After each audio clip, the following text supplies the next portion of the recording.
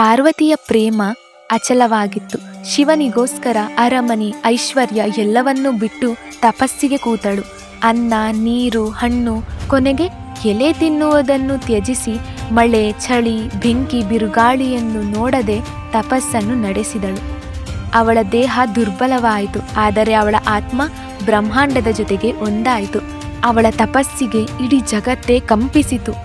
ಕೊನೆಗೂ ಆ ಮಿಲನದ ಸಮಯ ಬಂದೇ ಬಿಟ್ಟಿತು. ಪಾರ್ವತಿ ಎಷ್ಟು ಸಂಪೂರ್ಣವಾದಳು ಎಂದರೆ ಶಿವನಿಗೂ ಕೂಡ ಒಂದು ಕ್ಷಣ ಬಿಟ್ಟಿರಲಾರದಷ್ಟು.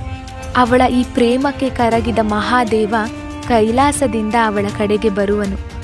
ಅವಳ ಮುಂದೆ ಮಂಡಿ ಊರಿ ಉಮಾ, ಅಪರ್ಣ, ಪಾರ್ವತಿ ಎಂದು ಕರೆದು ಕಣ್ಣೀರಿಡುತ್ತಾ ಅವಳನ್ನು ತಬ್ಬಿ ಆ ಕ್ಷಣವೇ ಅವಳನ್ನು ಸ್ವೀಕರಿಸಿ, ನಿನ್ನ ಪ್ರೇಮಕ್ಕಿಂತ ಮಿಗಿಲಾದುದು ಏನೂ ಇಲ್ಲ, ಪ್ರೇಮದ ಶಕ್ತಿನೇ ಅಸಂಭವನ ಸಂಭವ ಮಾಡೋದು.